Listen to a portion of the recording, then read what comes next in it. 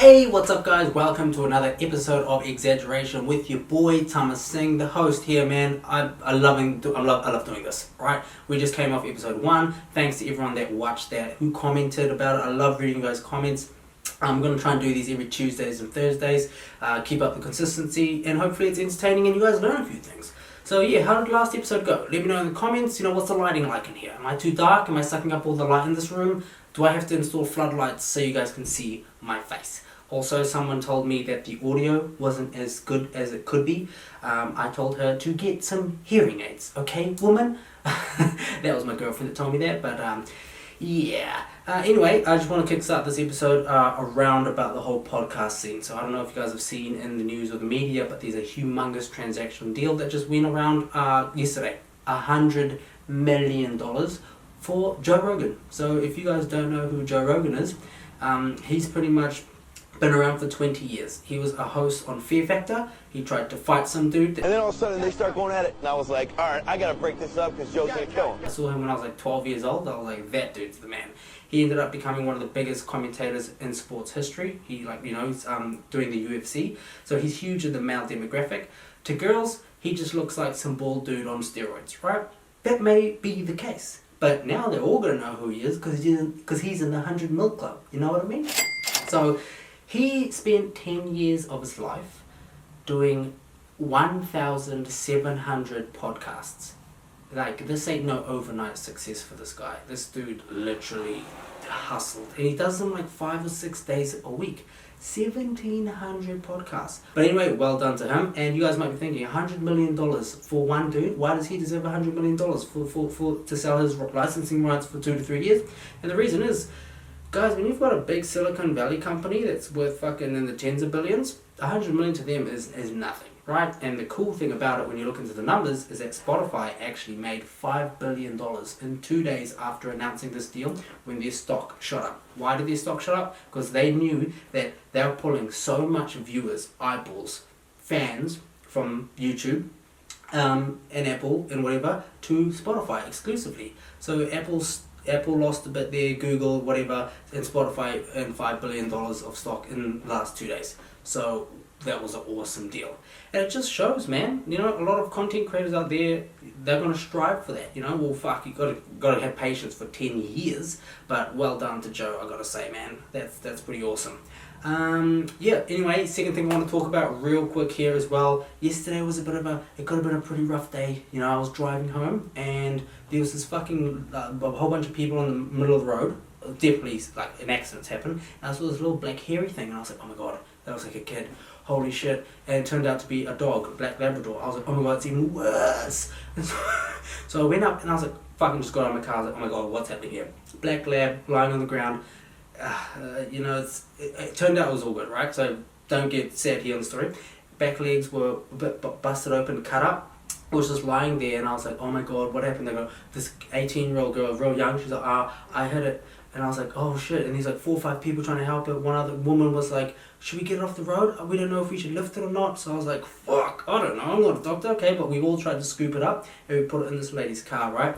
And then, like people just speeding up down the road, and I was like, oh man, how'd it happen? Trying to get some facts about it. They ended up calling a vet, taking to the vet. So I was talking to the woman, the girl that hit it, and she was just like, oh, I study veterinary, so I sort of know what to do, funny enough. And I was like, oh, do you have a dog as well? She goes, oh, I don't, but my boyfriend does. And I could tell from the moment that I hit it, that I was like, wait, you got a boyfriend? See ya! Tell your story walking, woman. I don't want to hear it. So, no, but I already got a girlfriend, so yeah.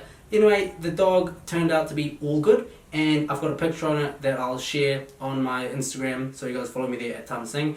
And we called the vet today just to find out how the dog was, and turned out it was all good. It just had like a fractured hip and a cut on its leg, so luckily she was driving a little piece of shit Swift, and I call it the death bomb.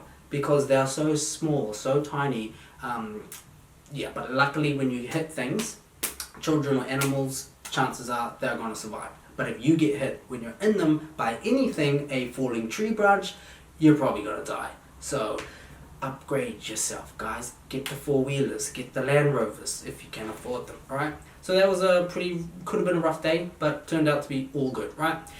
And then last night, what did I do? I watched the last 2 episodes of The King, MJ's Last Dance on Netflix.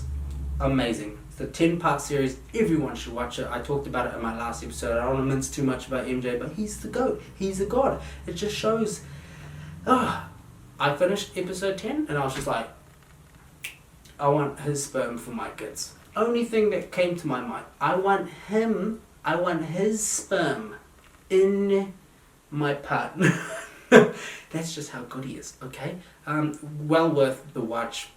Seriously, if he's only 50, I think he's 56 years old. He's worth $2.5 billion. After this, Nike, the Air Jordan brand's gonna fucking skyrocket, so it's just gonna be worth a lot more than that, you know, which is pretty sweet, right?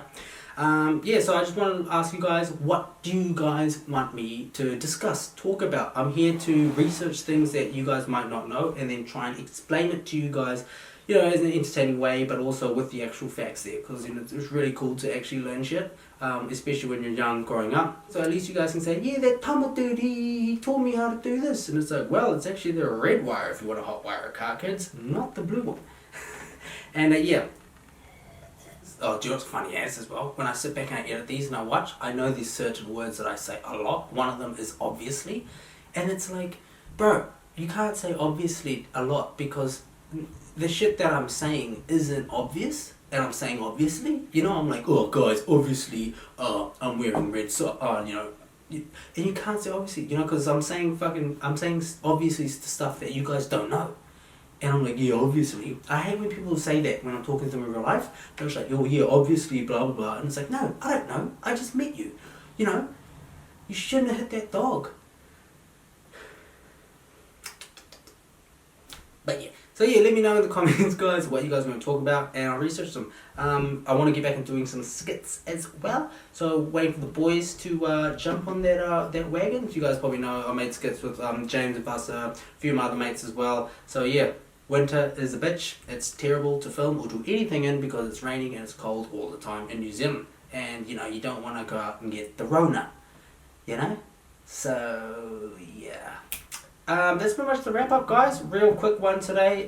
Just wanted to get it out there fast, quick for you guys, because as I say, ain't nobody got time for like an hour. You know, I don't even know how the fuck Joe Rogan, you look at his podcast, they're like 3 hours long, and he does them 5-6 days a week, and his guests, they just sit there.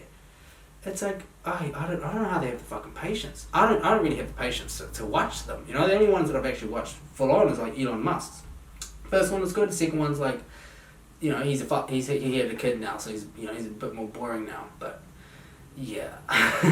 Anyway, that's pretty much the end of the little bit of exaggeration show for you guys. I will see you guys next week. Make sure you guys subscribe, tell your friends about it, and yeah, come along on this exciting journey with me. See you guys next time. See ya.